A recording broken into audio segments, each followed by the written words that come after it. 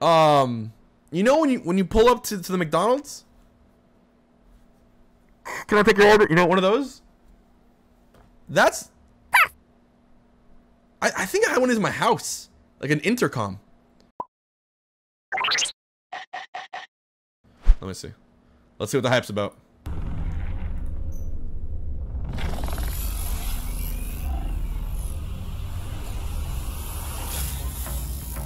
Okay.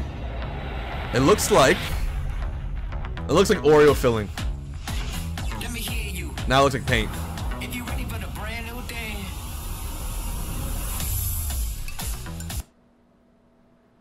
Chat, where have I seen this before?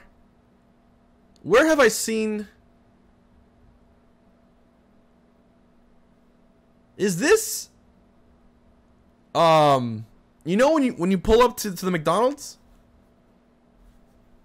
Can I take your order? You know, one of those? That's... I think I had one in my house. Like an intercom. This looks like the face of one of the guys from Among Us. You know? Like the faceless hooded mask. Does it talk to you?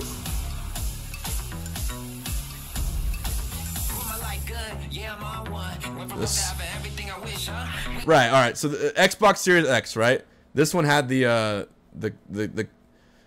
pale looking thing. I'm already waiting to see the JoJo's memes. I want to see the JoJo's memes on this thing. The mini fridge. Alright, this is the mini fridge. And this is the intercom in which you order your mini fridge on. Microsoft is releasing a snack system, not a console.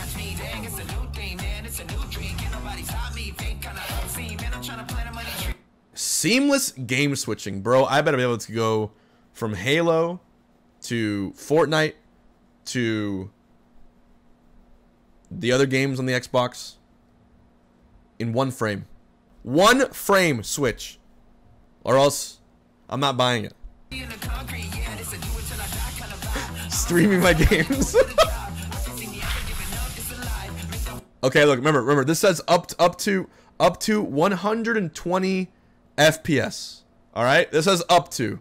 A lot of people see this and they're like, oh, I can play my 4K games at 120 FPS. I can do this and that. No, it's when you optimize the game and when it's put down to a proper resolution, it can max out at 120 FPS. So most games were around 30 to 60.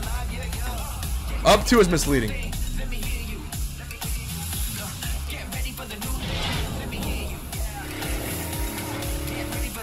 100 games at launch is pretty cool.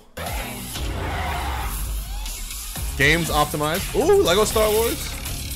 Halo Infinite.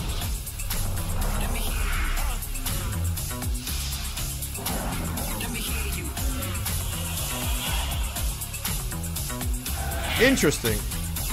All digital, 1440p at up to 120 FPS, DirectX ray tracing, variable rate shading, variable refresh rate.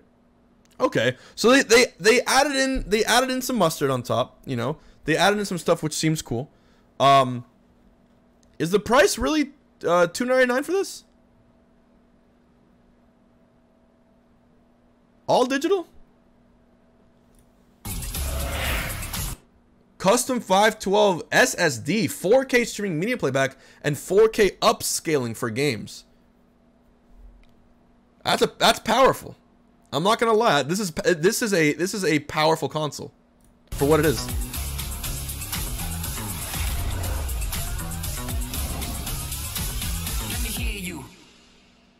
Wait, there was no price here. There was no price here. Oh, there's a price. Introducing the Xbox Series X at an accessible price point, $299. Are you seeing what I'm seeing here, guys?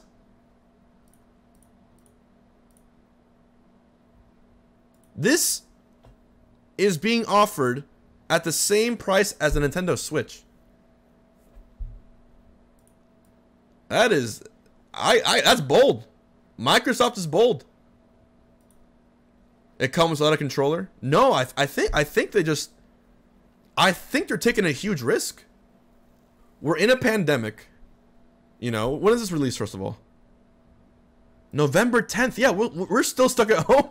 We're still going to be in the middle of the pandemic. They weren't like putting it off the next year. This is in less than 2 months. This is 50 days away. Pretty much, right? November 10th. 2 months. 62 days away. That's interesting. So so now is this a brand new console? Or is it basically taking the Xbox Series X games and you can play them on there as well? Or is it like a brand new thing? Because I know with the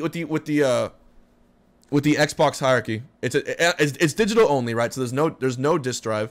So there's gonna be new games on it, which means if you already own the old games on it, you can't even play them, right? Because if let's say you own obviously you own the games for the Series X, but you can't play them, right?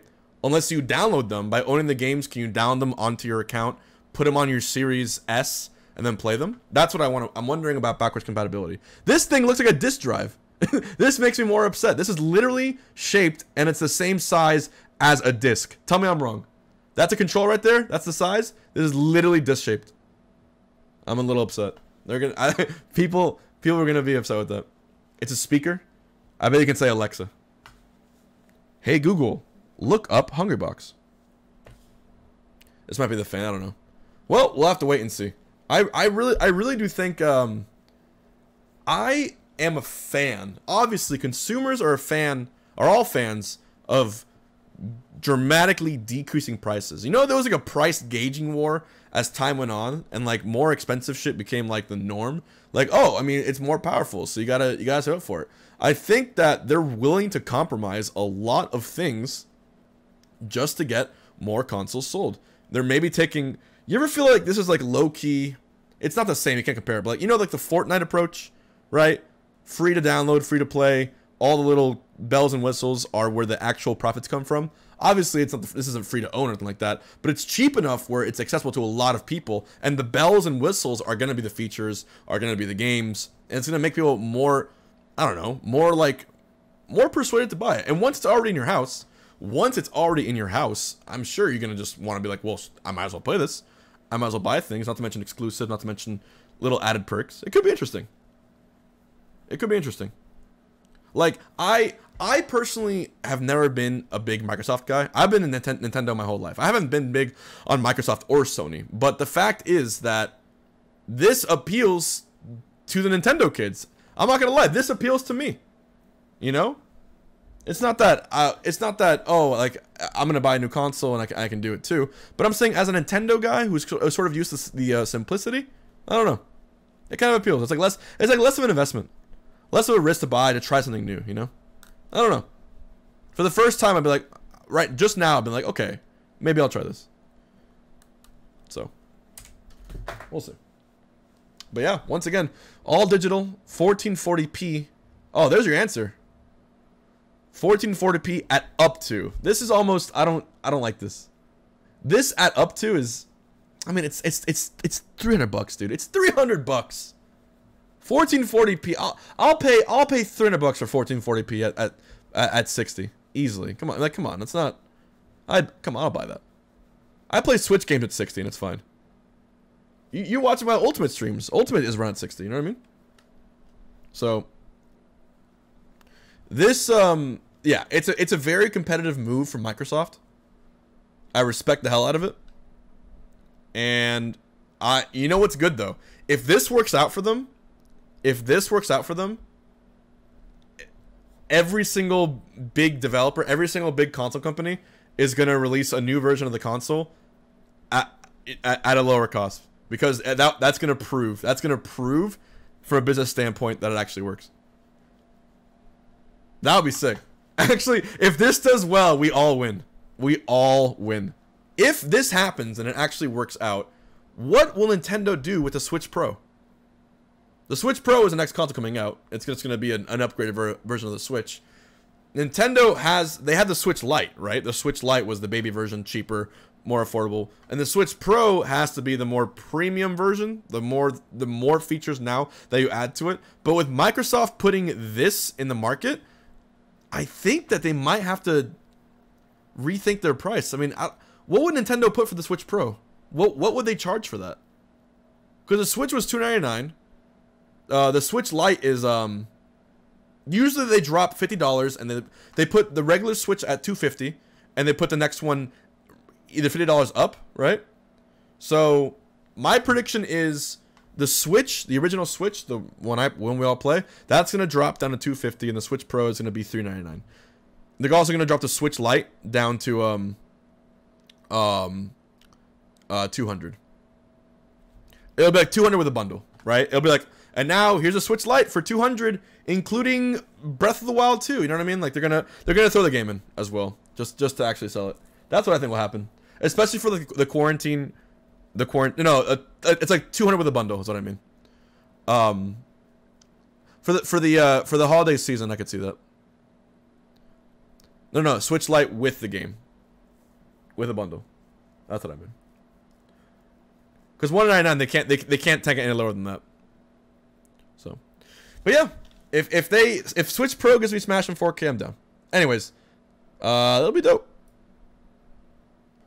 Press 1 if price dictates 90% of your gaming purchases. Or are you way more sort of like the I'll pay whatever it is if I love it?